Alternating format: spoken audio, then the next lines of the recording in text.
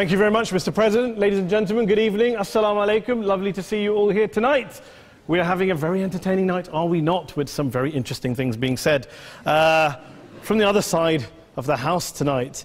Let me begin by saying, as a Muslim, as a representative of Islam, I would consider myself an ambassador for Islam, a believer in Islam, a follower of Islam and its Prophet.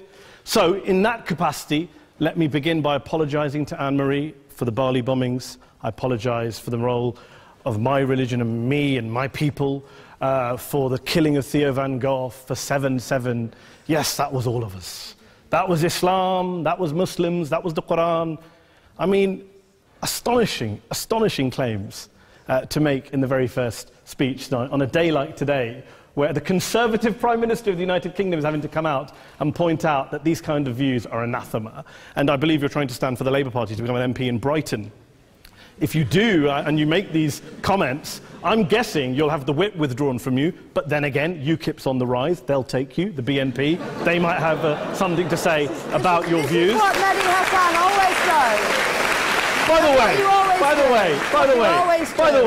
way, just on a factual point, since we heard a lot about the second speaker, about how backward we Muslims all are, on a factual point, you said that Islam was born in Saudi Arabia. Islam was born in 610 AD. Saudi Arabia was born in 1932 AD. So you were only 1,322 years off. Not bad?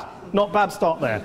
Talking of maths, by the way, a man named Al-Khwarizmi was one of the greatest mathematicians of all time, a Muslim, worked in the golden age of Islam.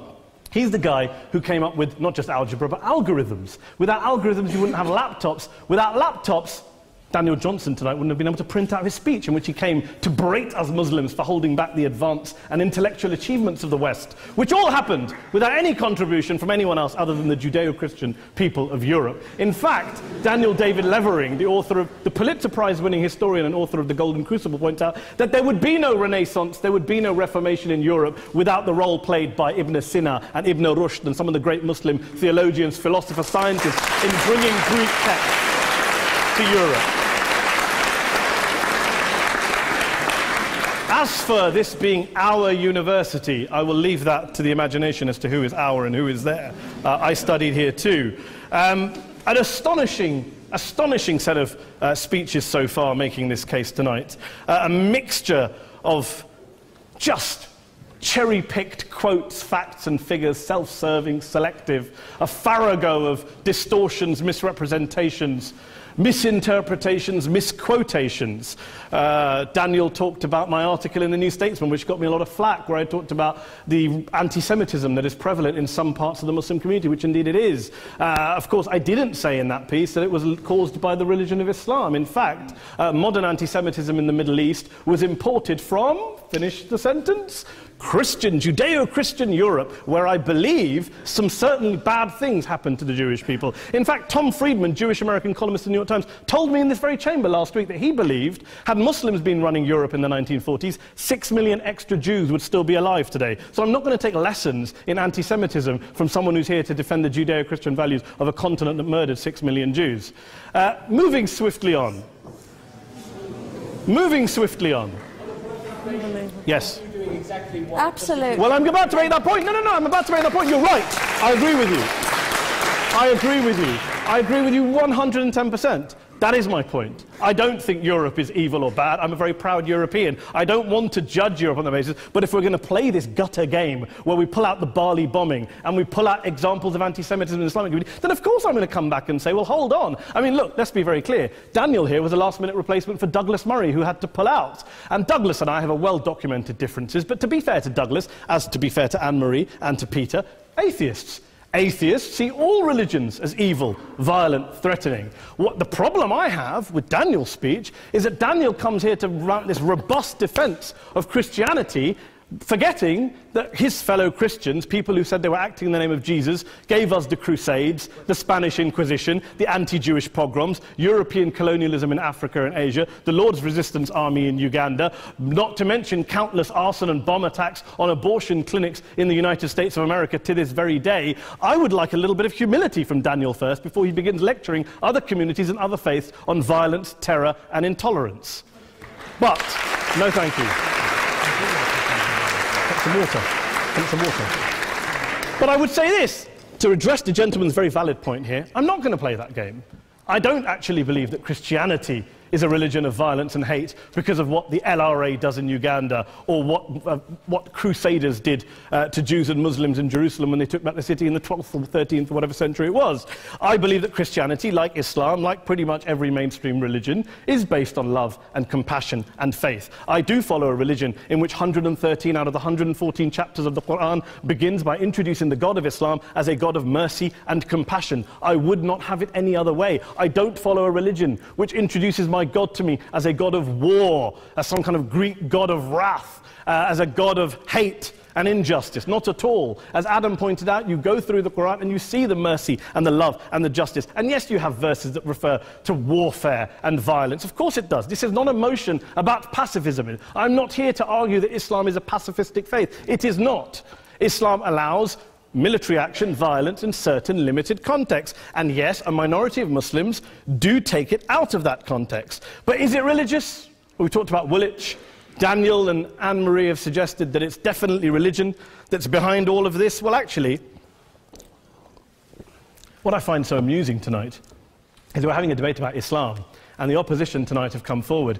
We have a graduate in law, a graduate in modern history, a graduate in chemistry, and you know, I admire all of their intellects and their abilities, but we don't have anyone who's actually an expert on Islam, a scholar of Islam, a historian of Islam, a speaker of Arabic, even a terrorism expert or a security expert or a pollster, let alone to talk about what Muslims believe or think. Instead, we have people coming here, putting forward these views, putting forward these sweeping opinions. Listen to Professor Robert Pape of the University of Chicago, one of America's leading terrorism experts, who, unlike our esteemed opposition tonight, studied every single case of suicide terrorism between 1980 and 2005, 315 cases in total. And he concluded, and I quote, "There is little connection between suicide terrorism and Islamic fundamentalism or any of the world's religions. Rather, what nearly all suicide terrorist attacks have in common is a specific secular and strategic goal to compel modern democracies to withdraw military forces from territory that the terrorists consider to be their homeland."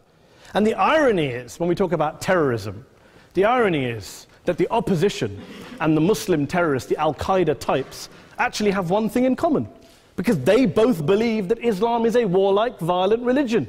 They both agree on that. They have everything in common. Osama bin Laden would be nodding along to everything he's heard tonight from the opposition side. He agrees with them. The problem is that mainstream Muslims don't. The majority of Muslims around the world don't.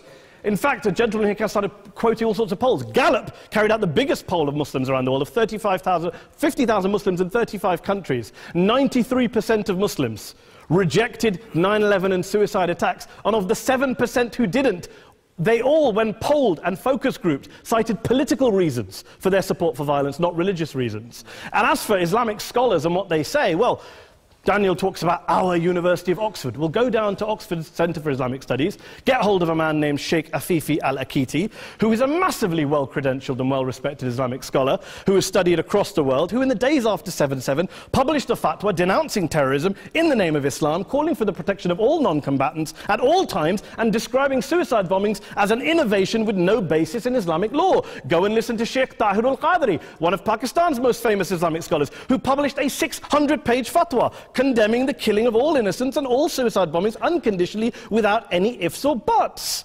There's nothing new here. This is mainstream Islam, mainstream scholarship, which has said this for years. You don't go out and kill people willy-nilly in the high street or anywhere else, on a bus or a mall, based on verses of the Quran that you cherry-pick without any context, any understanding, any interpretation, or any commentary. Point of information.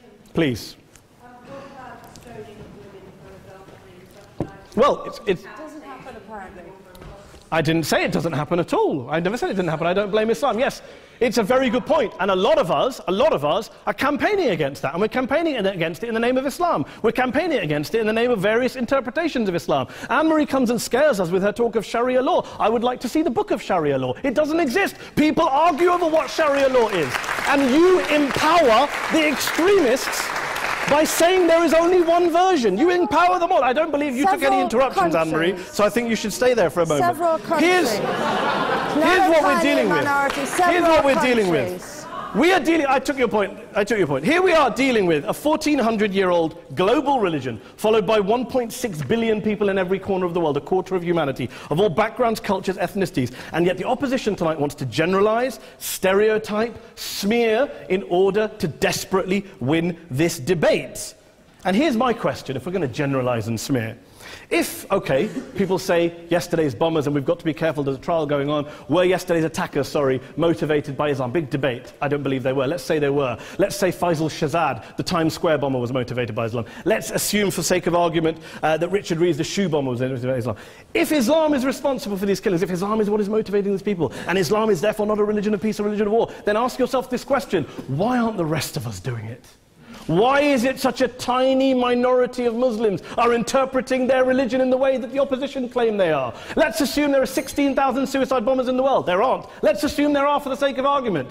That's 0.001% of the Muslim population globally. What about the other 99.99% of Muslims who the opposition tonight either ignore or smear? The reality is that the rest of us aren't blowing ourselves up tonight. The reality is that the opposition came here tonight not worried about the fact that me and Adam might pull open our jackets and blow ourselves up tonight because we're followers of a warlike warrior religion which wants to take over Europe and Daniel's university.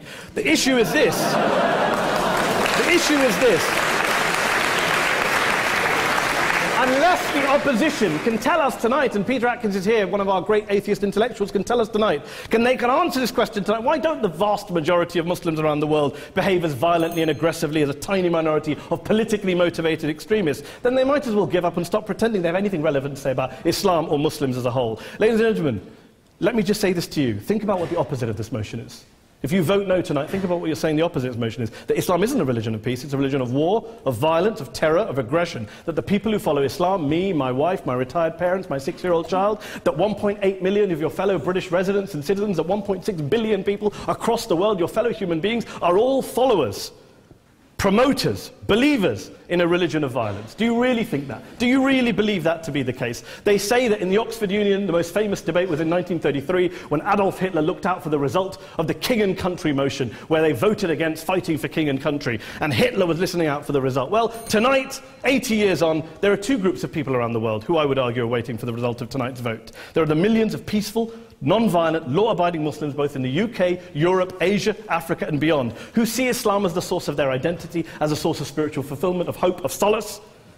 And there are the phobes, the haters, the bigots out there who want to push the clash of civilizations, who want to divide all of us into them and us and ours and their.